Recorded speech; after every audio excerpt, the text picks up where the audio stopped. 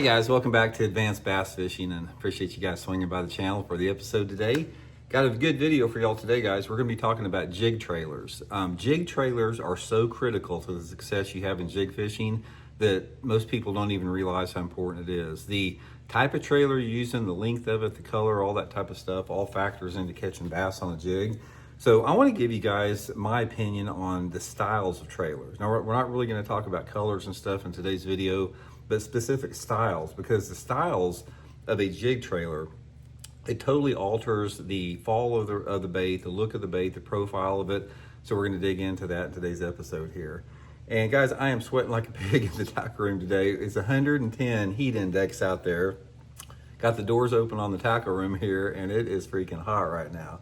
Also, guys, we're going to be talking about jigs. So we'll be talking about my Blaukat Throwback jig. This is my living rubber hand-tied jig, guys. It's the only living rubber hand-tied jig I'm aware of that's on the market right now. It's in mass quantities. You can get these at Tackle Warehouse. I'll put the Tackle Warehouse link description in the video to my Blaukat Throwback jigs. And we're going to be talking about zoom trailers today, specifically the big salty chunk and the super chunk. I'll also link those in my Tackle Warehouse link in this video description if you guys would like to get set up on the system that I have here. Also, guys, two quick things before we get started. I want to remind you, anybody interested in booking a one-on-one personal on-the-water lesson with me, just go to my Facebook page, Intuitive Angling with Randy Blaukat, shoot me a private message for details. I do most of my lessons here in Missouri on Table Rock and Stockton Lake. Get you guys set up with that. And also, guys, quick reminder, if you're looking for a awesome bait cast reel at a great price, guys, please check out this Cast King. It's the ALTI bait cast reel. Brand new from Cast King, virtually impossible to backlash because of this Halo Vortex braking system. 11 ball bearings, super light, all titanium spool. If you use my promo code Randy10, you get it for under $200, guys. So I'll have the Cast King link in this video description. This is a freaking awesome reel, guys. You'll love it. It's good price on it, and the thing's just freaking built for stout, man.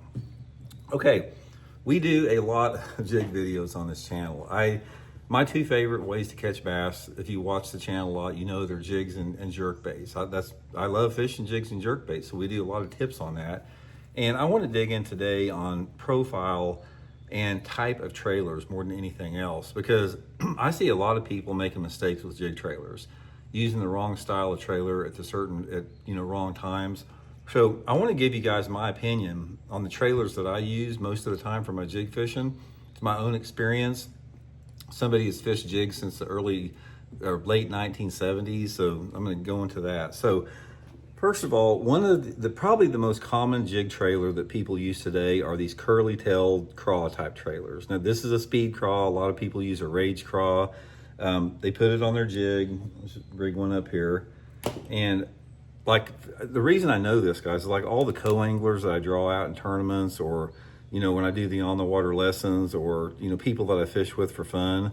And if they have a jig on, this is what they got tied on. They got some type of a curly-tailed jig trailer on there. Now, don't get me wrong, they catch fish and they look good in the water and they have a lot of action, and I occasionally do use them, but not very much, guys. The trailers that I prefer, as somebody that has spent a lifetime so far trying to master the art form of jig fishing, I am convinced that a chunk type trailer like this, the non-curly-tailed leg trailer, is the best trailer to use on a jig.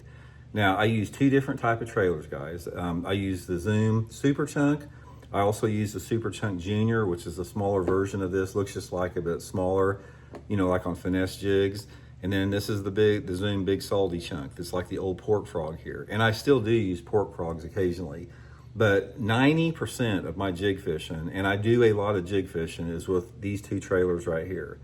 Now, when and how I use them, it just depends on the situation.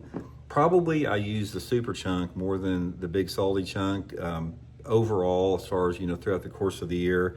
And there's two different ways to rig this thing, and it gives you a different profile. First of all, if you're wanting a large profile jig, and say, for example, you're fishing on a place that's got a lot of big fish in it, or specifically if you're fishing like during the pre-spawn when the fish tend to like a bigger jig, I'll hook it on like this. So I've got it hooked on just like you would a frog on the end of it. I'm not threading it on. I just got it right on the end right there. And this creates a big profile jig. This is like a 5-inch long jig when I hang it on like that. Most of the time though, I do thread it on. So I'll take it, the same super chunk, and also guys, you always, when you put a super chunk on or a big salty chunk, always make sure that the belly of the chunk goes down. You don't, a lot of people rig it where it's up, where it's like that. You don't want to rig it like that. You want to rig it where it's down. It makes it look more natural. But threading it on is probably the way that I use it most.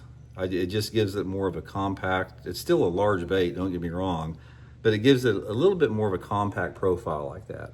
Probably takes about a half, maybe 3/4 of an inch off the bait. That's probably one of my favorite setups for it like that. It's a good looking jig, look at that thing. And another thing, guys, I'll throw you quick in the hair. You can't go, this living rubber, guys, I don't want this to sound like an advertisement, but jig fishing, you'll get more bites with the living rubber skirt. It bellows in the water. It looks more lively when it's sitting still. My jig's one of the only jigs that's not silicone. The only reason people use silicone is because it's cheaper and they put a collar on it, so it's less labor intensive, but hand-tied living rubber is the way to go for serious jig fishermen. Okay, the other trailer is the big salty chunk here. And the big salty chunk, I'm not threading it. I'm putting it just on, threading it on just like a pork frog, and I'll rig it like that with the big salty chunk.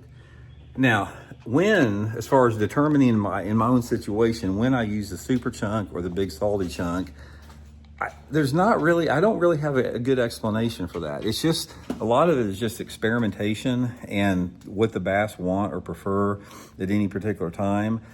But I will tell you this, when I'm fishing a big salty chunk, it's like the pork frog type look in there, it seems like to me that, there's two windows in there. It's like the big salty chunk for me is sort of like a hotter water trailer. So if that water temperature is like over, 75 or 80 degrees, I like that big salty chunk on there. But if the water temperature is over or under 75 degrees, anywhere between say 50 to 75 degrees, that super chunk is the one that I like on there. And I don't really know why. I mean, it's basically, their legs, they're just flapping leg trailers, but they have a little bit different look. I mean, the super chunk has a little bit, more mass to it, a little thicker. The big salty chunk on there, it's got a bigger, fatter end of it towards the hook, but the legs are a little bit thinner. So it's just, you just have to try them both. You really need to have both in your boat to see what they want the best. But here's the thing about it. It's like, I've tried every trailer you can imagine, guys. I've tried all the curly leg ones. Back when the curly leg jig trailers first came out, there was one called a pack-a-craw. And that pack-a-craw was like one of the first jig trailers that came out that was a curly leg trailer. And then a lot of other manufacturers picked up on it. And for whatever reason, especially a lot of the younger jig fishermen started using the curly tails, and the more older, experienced jig fishermen stayed with the chunks on there. And I can tell you from somebody that's done both. I've experimented with the curly tail trailers, all different, type of legs and all different type of actions and, craws and everything. And out of all the jig trailers that I've ever used, guys, I'm telling you, that big salty chunk and that super chunk or the super chunk junior, it'll get you a lot of bites. And big fish like it too. So that's my confidence go-to. So I'll put all that stuff linked in this video description if you want to get it set up. I just want to do a quick video on jig trailers. Hope it helps you guys out. We'll talk later.